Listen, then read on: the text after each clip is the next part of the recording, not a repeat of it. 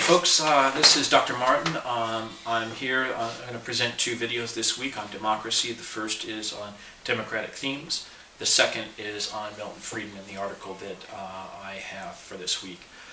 So there's a PowerPoint on the Milton Friedman summary. You might take a look. I'm going to use it for both of these videos. Okay, for democratic themes, we have one reading from the right, three from the left. Behind some of these basic questions in democracy, like the role that pedagogy plays, the role that power as it's structured in schools play, the role that the differentiation of public, the different types of public schools in America play in promoting or not promoting democracy. All of those are key questions and they're brought up. But I'm also interested a little bit more importantly, I think, in the idea of how is democracy defined.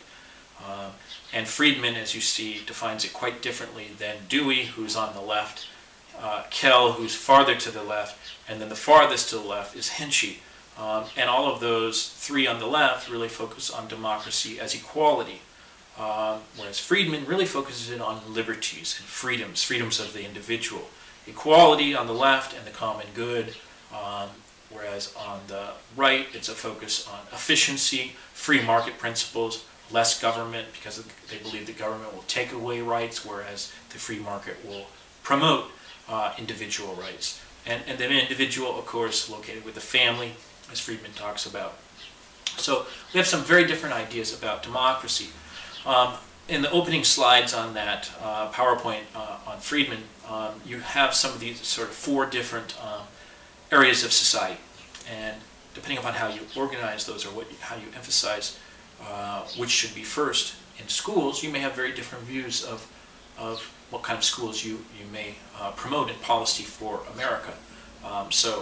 The first is the government, two, the individual and family, three, civil society, so that is these voluntary organizations, everything from churches and synagogues to civic organizations and bowling alleys that are voluntary organizations. That's civil society.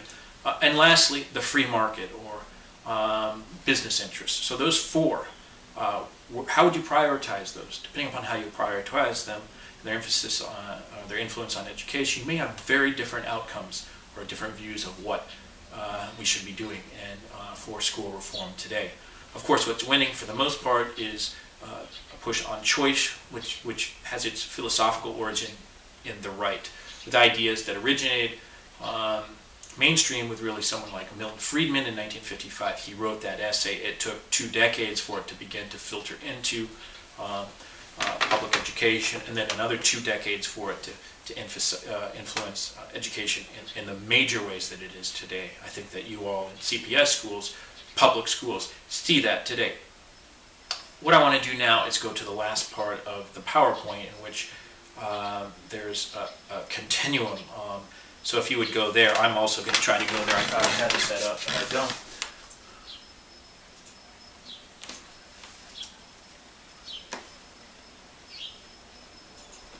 Okay, so let me zoom the camera in here. Okay, so it should look like this. Okay. So I only have a few minutes to do this, but you can take a look here. This is the way, continuum from 2001, the way that you can see how choice is influencing public schooling today. Many of you guys are right here, public choice, magnet schools, which are about 15 or maybe 20 years old, a choice within public schools, schools within schools, inter and intra-district possibilities. All those ideas have their origin, historically, at least in John Dewey and Horace Mann, but now have begun to, some of these ideas of choice and competition and even the push to standards has influenced even in this sort of traditionally strong realm of public schooling. New schools have come about, charter schools, which is a hybrid model of public and private money coming together without unions and without a lot of the control that public schools have. On the far right, you have things like vouchers, which is essentially public money going towards private schools. And you have that in far fewer far fewer cities or districts than you have charter schools. In fact, the Obama administration is pushing charter schools pretty big. So you have it moving in this direction, and certainly an expectation of this happening.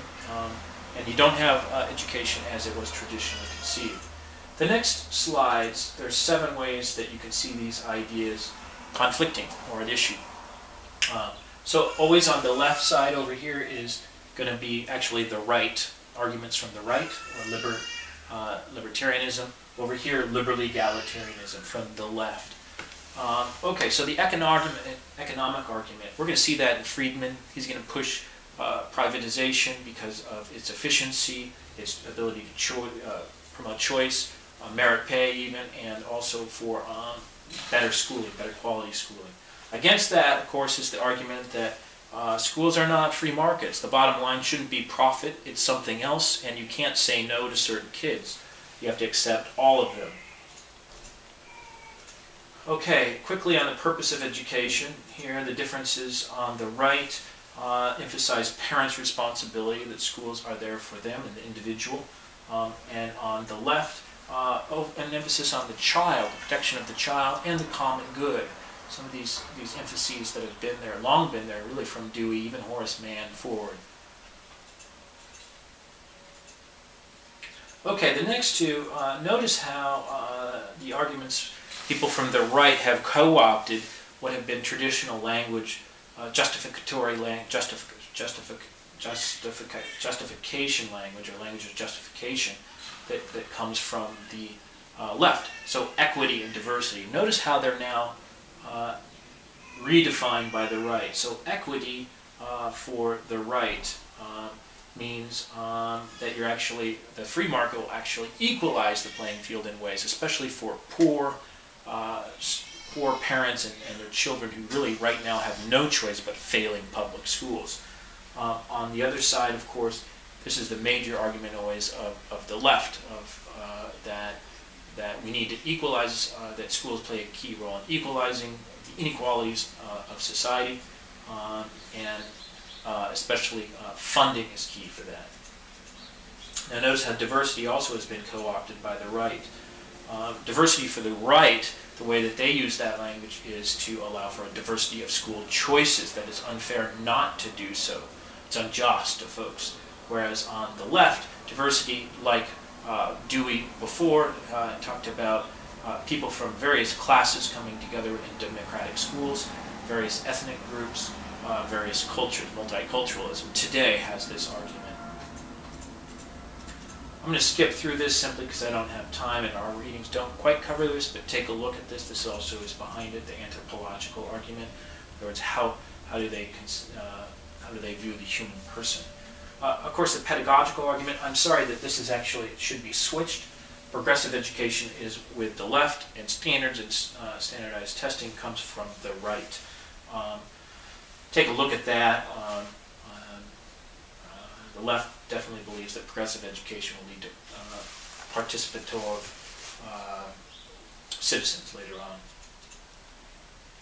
Okay, lastly, the democratic argument. Lastly and firstly, how do they define democracy? I kind of began this video with that, but as Friedman lays out right away, the right believes that democracy is made up of individuals exercising their rights to make choices in the free market of schools. What is the public good? Well, it's simply an aggregate of individual choices of schools, or individuals choosing in the marketplace.